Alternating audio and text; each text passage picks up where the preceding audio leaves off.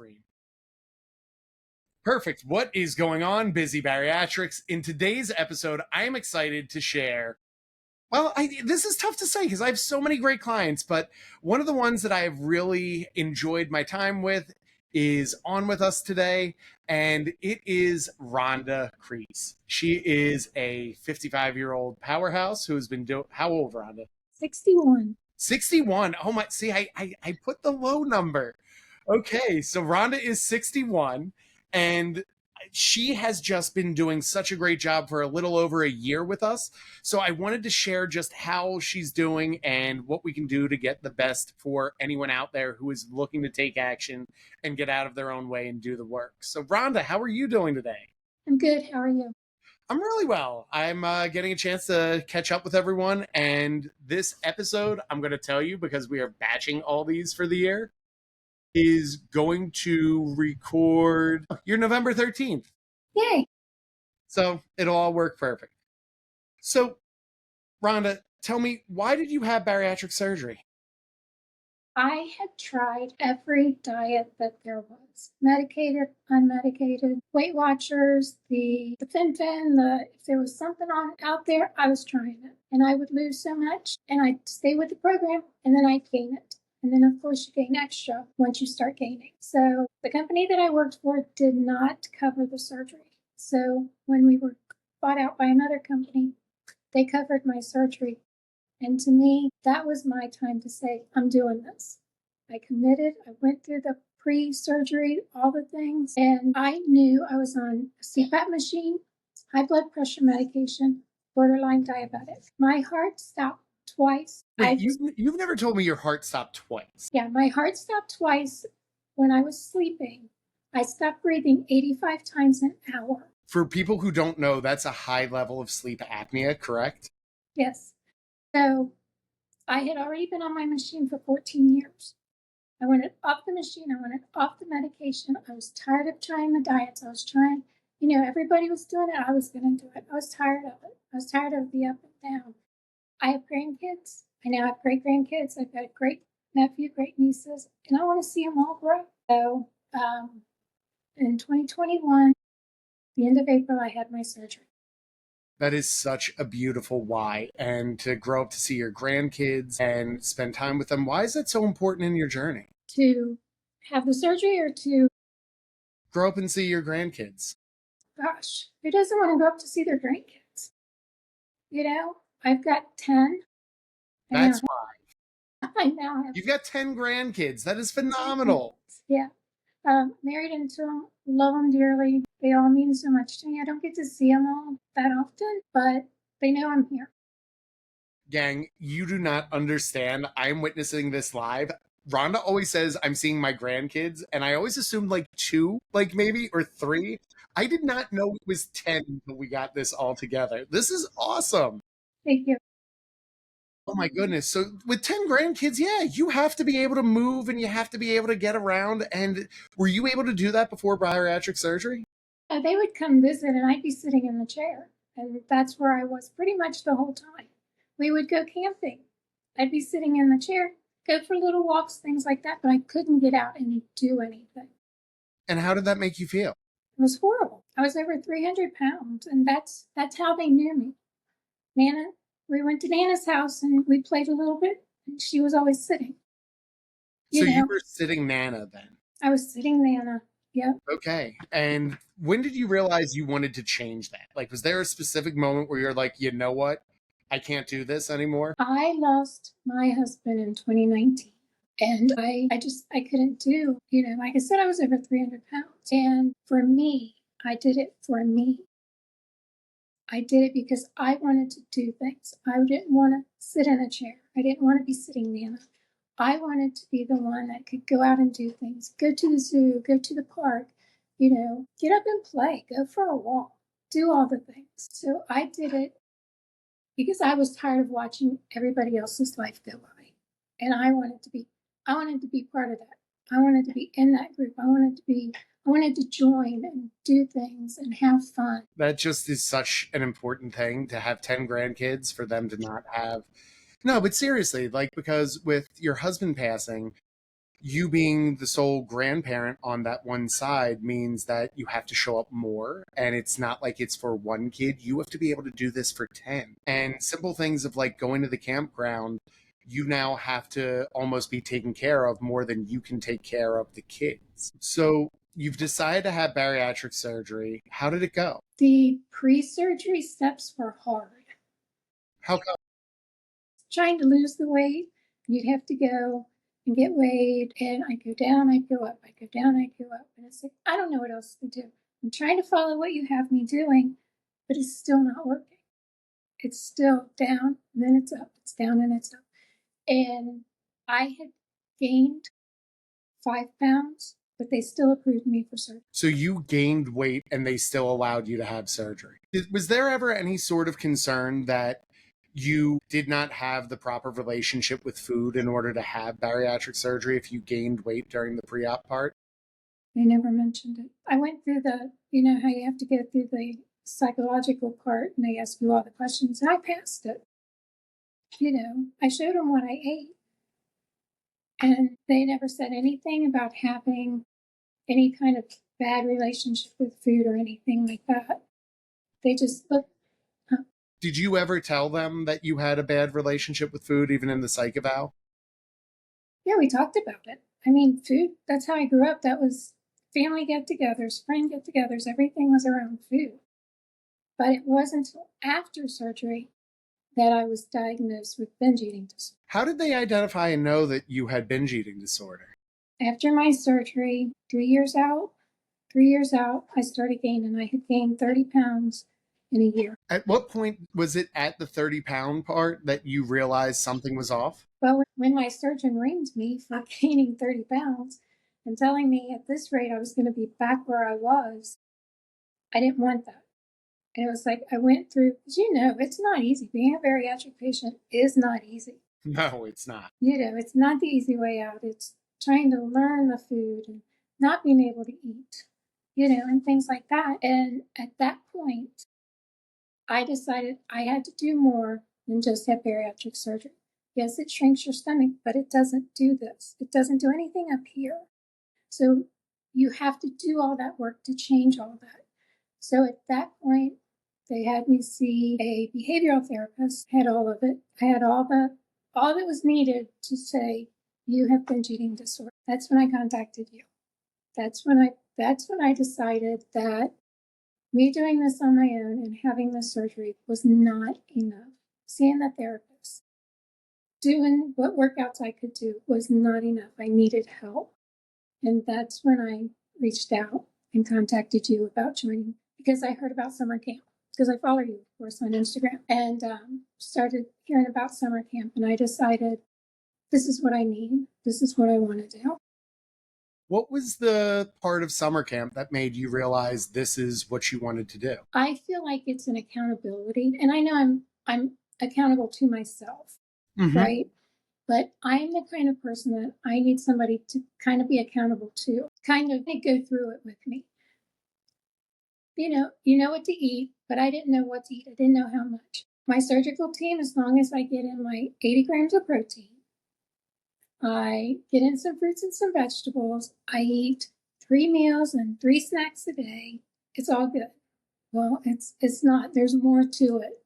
You know, I needed help. I don't know what workouts to do. So that's where you guys came in. I wasn't exactly sure food wise what I needed. 80 grams of protein for how long?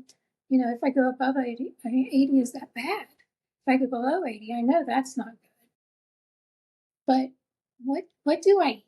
You know I can't eat fried. There's things in surgery that I know I can't eat and I stay away from. And I'm okay with that. But there was more. And I think Busy Bariatrics was that missing. Oh my goodness. So coming into summer camp, we had a lot of campers come in at once last year in summer camp. What was that like for you? Overwhelmed. But that's how I am. No, it was a universal thing that we heard, and we continuously try to adjust it because we listen to our clients in Busy Bariatrics. Yeah. Why But was it was so exciting. It was so exciting. As overwhelmed as I felt, I wasn't pushed into anything. I think that you and your team did great as in taking our hands and saying, we're going to start here. and you get that done, and then you move to here. And I think that's what helped me is even though it was a little overwhelming and all of a sudden there's like all these people, it was a slow process. I wasn't pushed into doing anything. I wasn't, if I couldn't do it, I wasn't told that's bad or whatever. It's like, okay, we'll do this. And, with the year that I've been here, I've had injuries and, so we've had to go back and things like that. But it's a whole family and it's a community, but it's a family because we've all kind of been through the same stuff as far as you've had bariatric surgery. And I think that is one thing that just connects everybody instantly. Whether you've known them forever or you've never met them before, and you only see them on a Zoom screen, you're connected. And that's how you're. That's beautiful. I could not have said that better. And I've tried to capture that, but you did a really good job. Thank you. So how did you start to like get acquainted? Because I know like it gets so overwhelming because we were the year Rhonda came in, everyone, we only accepted people on the 15th and the 30th. And the reason we only accepted people on do you remember that? I was like, you can sign up and you'll get on because I didn't know how to automate how to do cash payments. Like this is what like Rhonda gets, this is me. I couldn't figure out how to like make sure we get a recurring payment for our services. So I literally was like, well, I'll just do everyone on the 15th and the 30th because I never had more than 2 clients. And then all of a sudden it was like this overwhelm of like, I tell the counselors, hey, we're having like 8 people start on Thursday. And then literally it would just be like, boom, boom, boom, boom. I started by joining the community coast. I don't think I started speaking at first because you always ask for like a non-scale victory. And I think it took me a while to speak up, and still I don't do it all the time, but I throw in, I'll throw it in there every now and then. But I love hearing everybody. And it's like, if they can do it, I can. So, and then join in the chat.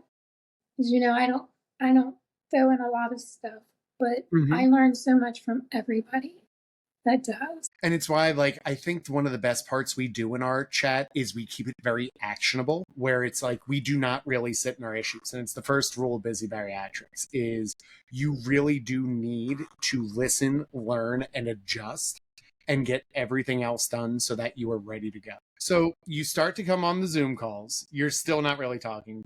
You were one of my one-to-one clients, and it was always interesting because I'm like, I don't know how this is going to go because we would get in and it was like the exact opposite of what I thought it would be. Because when you're working with some clients, they could tend to say like, well, my shoulder hurts or my back hurts or I've got a lot going on. You really came in and were like, here's where I have a shoulder issue and here's what my surgeon said to do. Can you kind of explain why it was important we worked around your fitness goals for everything? Well, I had injured in June. That was the initial, still trying to push through everything. And it was just getting worse. So I went to the doctor and I came to you and I said, I can't do this. I mean, I couldn't raise my arm. And I went through the physical therapy. She gave me what I could do. I gave it to you of what I could do to help me recover from the injury. So we had to go back. I couldn't go do the weights. So we adjusted. And that kept me on track. That kept me pushing because the movement is just as important as the food. Why do you think it is? Well, sure. But for me, it is. I give kind of like why I think it was important for you and why one-to-one works. And this is kind of the beauty of even doing the podcasts is we kind of get a better feel of our clients the more we talk to them. But for Rhonda, she really was spending a lot of time thinking about food, over compensating for food, getting stuck in the idea that like, if I eat this, then what's the point of doing this? And it would cause a lot of spiral. I noticed that early on with working with you. But then I also did notice that if we increased the step goal and we really gave you things to de-stress and kind of walk out, it really did help bring your clarity together and calmness. And as we slowly and gently like increased your step goal, all of a sudden, like the food noise went down, but there was still like some issues or negative thoughts about food. Would you agree with that? Definitely. So, what was your next step when you realized even by de stressing, you needed something more? It was still there. The noise was still there. It didn't matter what I did. I tried, and I came to you with it. That would be our one-on-ones. I did not sit in my issues. I talked to my PCP, and she referred me to the medical side of my bariatric team. And your PCP, you have a pretty good relationship with, right? I do. Do you kind of want to explain what that's like? My previous PCP denied my surgery, would not sign my letter, told me I had not exhausted all of my options. So I had looked for a new one. I called the office. I said, "This is why I'm coming to see you." I said, "I'm coming because I need bariatric surgery. My doctor will not approve it." I went, gave them all, she looked at my chart. I sat in the office for probably 20 minutes past when she was supposed to come in. She walked in and she said, "You hit everything that you need to hit to be qualified for bariatric surgery. I will sign your papers and get it out today." And that just shows, like, by listening a little bit better, it's good. But I will also call myself out if anyone's listening to this. Part of how I've learned that GLP-1s were important was because we had dialed in the nutrition. Rhonda was handling her part of the fitness. She was working on the mindset, and the noise still did not go away. And because of that, I am just now putting it all together that yes, you're the reason GLP-1s need to be incorporated possibly earlier, especially because most PCPs or even coaches will flat out say, like, well, you just need to give it time, or you need to just dial it in, or you need to like not think about it. And the problem is, if it's consuming your thoughts, you're not addressing the actual behavior, you're telling it to restrict the behavior, and that leads to rebellion. So taking the GLP-1, what was it like taking a GLP-1? At first, we tried different things before I got on the one that I'm on now, and they didn't work. So we tried and we tried. The one that I'm on now, it was my PCP is where she wanted me to be originally. But when I saw the doctor at the bariatric, she wanted to try other things first. And she had me on it. I was still gaining weight. So it was trying to combine this and this, and none of it was working. And she finally said, "We're just going to try you on this." So the GLP-1 that I'm on, it was immediate. It was the lowest dose, and it was like immediate that it started working. And it was hard for me because to me, that I had to take the medicine made me feel like I failed as a bariatric patient, because you have the surgery, it's all supposed to be good and you lose weight, and my PCP, even my bariatric, they're like, it's not, it's just how your body is. This is part of your treatment. You didn't fail at anything. It's just how your brain works and how it's just part of the treatment, and it's part of what you need to do to get where you need to be. Does that make sense? It 1,000% makes sense. And it took working with enough clients like you, Rhonda, to really make me change where my stance was on GLP-1s. And I want to be really clear, if anyone's listening to these, we're recording them all summer and out of order. So this might not fit the full scheme of everything, but I'm busy and this is what we do. Here's what I've learned from working with dozens of clients who are on GLP. It gets rid of the noise and the buzz so that you can focus on the part of life that you really want to spend on. And watching you go on to that really made me realize that we could manage the nutrition better, because we still had to make sure we hit our protein goal with a restricted number.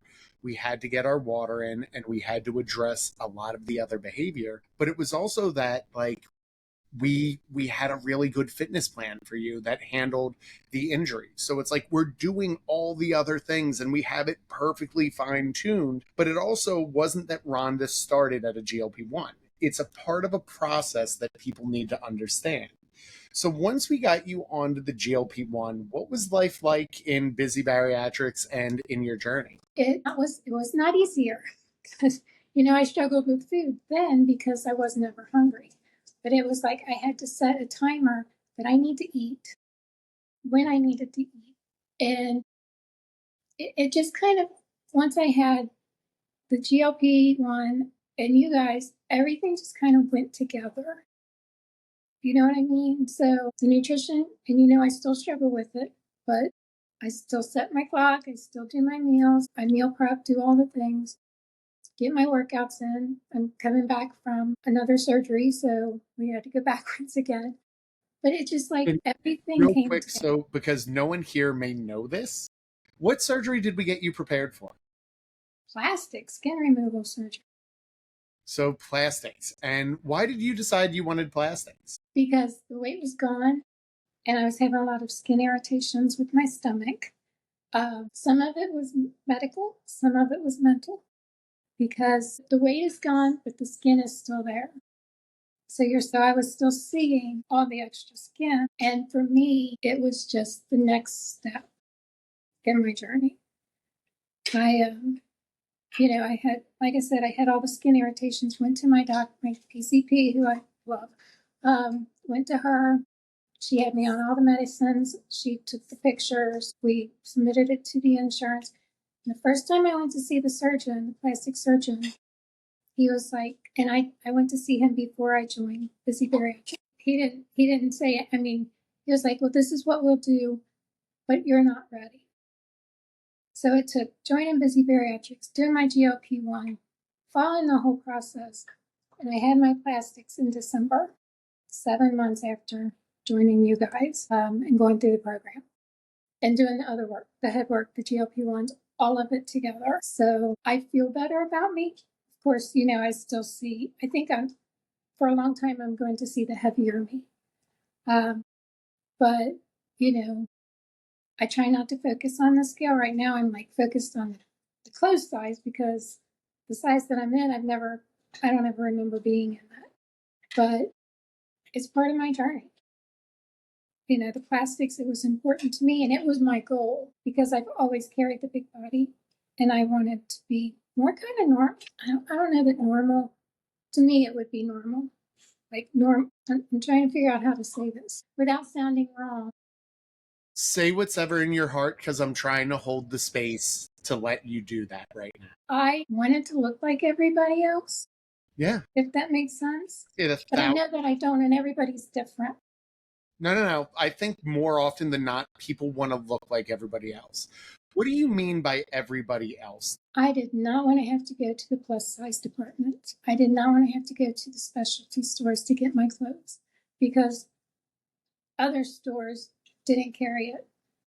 I had to go to specialty stores, and specialty stores never have like regular looking clothes. They're always a lot of color, and I'm a very muted color kind of person. Can I just tell you, like going to DXL, I used to be embarrassed of how bad the clothes were because it was always like lime green with a strap that made like both my breasts like pop.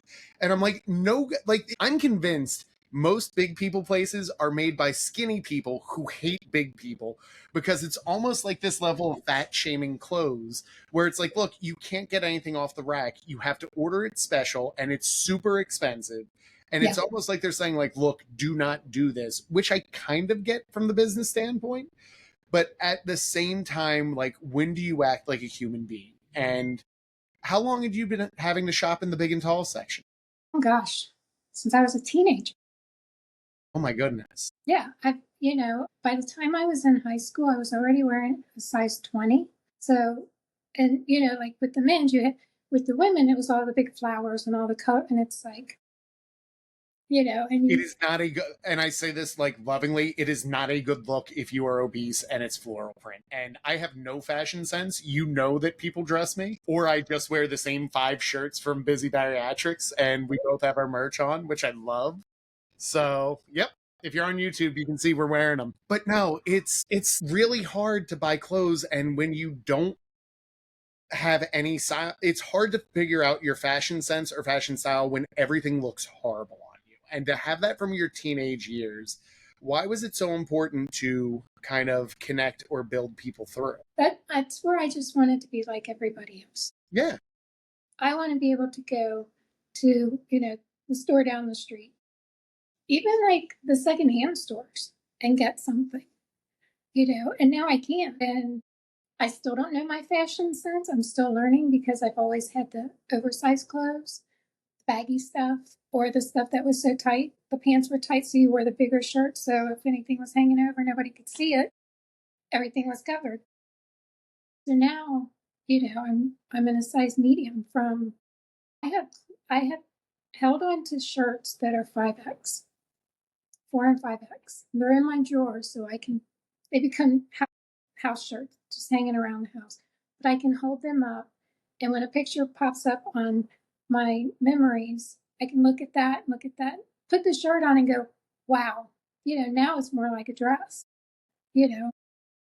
But to go from a 4 or 5X down to a medium, it's taken some years, but I'm there. How long did it take to go from that first size all the way down to where you are now? Let's see, when I started with Busy Bariatrics, I think I was in a size 16 or a size 14 or 16. So from a 14 to a 4, it's taken me 13 months. Oh my goodness. That's so awesome. And it's really a testament of how much you have just shown up every day, and you don't share often, which is totally okay. But when you do share, what do you try to share to make other people in the community feel appreciated, or at least that it can work for them? They know that not every day's good, but there are some days that pop up that just the smallest of things is a win. And it's just that small step that moves us closer to our goal. So I try, even, like the small things, throw it in there every now and then, So Yeah.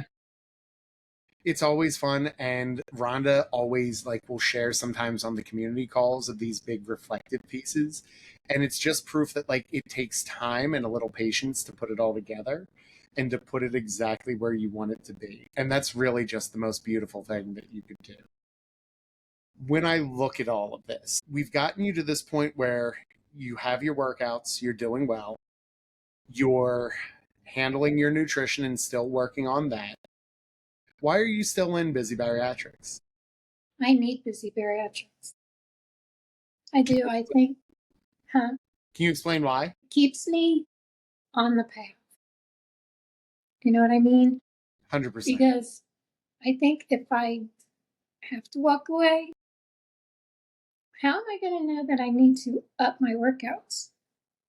How do I know that I need to change something in my nutrition? Who am I going to go to when I have issues? Because I know a couple of people that have had surgery and their journey is different, but I don't know that I could go to them and they give me advice, or they help me not sit in my issues, or they look at me and go, no, Rhonda, because with you don't hold back, which is good, which is what I need. It's funny because I get that a lot, and that's been a recurring theme. But that's what we need. We don't need somebody to go, oh, it's okay. You can do this. You need to change. You need to stop doing this, and you need to do that. And we're going to up your workouts to challenge you, to push yourself. Do that extra rep. Go up that extra couple of pounds. I'm not going to do that on my own. Sorry, but I'm not, So that's what I get. I had somebody ask me the other day, we were talking about it, and they're like, what do you get from this? And I was like, are you kidding? Where do I start? And I went through the whole thing, and it's like, I get it. I always say it's our best thing is when our clients refer other clients. And Rhonda, I know, goes into the hospitals and tells everything she's told her friends when we are at retreat together. She does a really phenomenal job of introducing me to people who could probably use this help. And she really does set the standard of what Busy Bariatrics stands for. She is a 61-year-old grandmother, because we have that established. She has 10 grandkids. 4 great-grandkids. You have never told me that. Shut the front door. Yeah, You're a great-grandparent? I am a great-grandparent. Why have you never once shared that? Well, my great-grandkids, sorry, are only a couple of years old. That's where they start, down to like November is my youngest one was just born in March. So, yeah. Never once mentioned this. And this is kind of why I like doing these podcast episodes with my favorite clients is sometimes when we hold longer space for people and sometimes when it just takes time to warm up, people will come around when they're ready to come around. And that's really like the best lesson that you give, Rhonda, that this is an overwhelming process for some. But when you are ready, it is here for you and it can get everything. And I could not be prouder of the progress that you had. I know it is Saturday and it is Saturday as of this recording, right? It's Saturday, yes. Got it. It's weird because we're recording this and it comes out in a different month and like it's summertime, so all my days are blurring. I should probably keep the calendar more in front. But anywho, are you ready to go through the Busy method and give me the best thing you've learned since joining Busy Bariatrics? Oh my goodness. Yeah, I always have to look up what Busy stands for. Totally fine. I will guide you through. And see, that's the beauty. If you just say that, I probably will help you. So the B is for building habit. Yes, What's the best habit you built since joining Busy Bariatrics? I have a calendar. Can you My explain mom why told that's me. such a big deal? Even My though I mom, just did a horrible job explaining mine. my mom called me earlier. She said, "Did I interrupt anything?" I said, "No, I'm just working on scheduling my upcoming week." And she's like, "Already?" I was like, "Yep." And that's what I do. Typically, I do it on Sunday. I've got a family event tomorrow, so Saturday was it because I know I've got appointments coming up. I've got workouts to get done, and things like that, and I have to have my calendar, or I have no clue what I'm doing. I meal prep today instead of tomorrow because that's part of what I have to do to keep me. So those are a couple of. I think it's one of the more powerful lessons and sessions that we have is how do we manage our calendar and how do we put it all together and get everything. And it really does show how much hard work you put in and get everything with that. All right, so the U is for understanding. I know we have like 4 more letters and everything else. It's right on the shirt. The U is for understanding nutrition. What's the best lesson you've learned about nutrition? I have to open it up. I mean, there's some things. Nothing is what's the word? Nothing is Yeah, off turn the limits. camera back on, Ron. There we go. Sorry, my battery's going low. Nothing is off limits as far as I can eat what I want to eat. I just have to make sure I do it in the right portion. I went to a graduation party the other day. I had a piece of cake. It was 2 bites, but it was a piece of cake, and I got to enjoy the festivities like everybody else did. That is phenomenal. All right. And that's the goal of a GLP-1 is like you should be able to have a graduation party slice of cake without causing a major avalanche for everything. And I'm so proud of that for you. Okay, the S is for staying active. Oh my gosh, I have to stay active. Um, it's my workouts, it's my walks. I've started taking a couple classes with my cousin. She asked me if I would join her on a couple classes. Sitting is not mentally good for me. So, and I've got a dog who likes to walk. So, if nothing else, I can do my walks. Um, Sitting or not being active is when my head starts going. It's little things. So I love my body feels good when it's active. Mentally, I feel better when I'm active. If that makes sense. It 1,000% makes Yeah. sense, and it brings us right to our why. And if you're all listening, it kind of all blends in because when you put it all together, like Rhonda does, it's because she's like, this is what we dream for our clients, and she is 61 with with great grandkids. Is there any other surprises you want to give? Well, I've got a great nephew and 2 great nieces. Of course, you know Coda, but no, I think that's about it as Yeah. surprises go. Well, that has been all of the best ones. And Would you say that's how you show up for yourself, is for all of your grandkids and kids? Yeah. It's for my family that I do. That's beautiful, Rhonda. The exclamation point is for healthy form of dopamine. What is your favorite way to relax in a healthy manner? To relax, I have gotten to where I like, if I'm going to sit after everything's done, I like to read.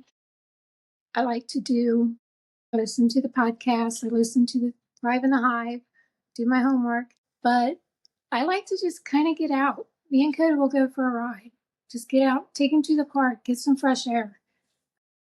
You know, it all comes into moving. My dopamine is just to be able to move.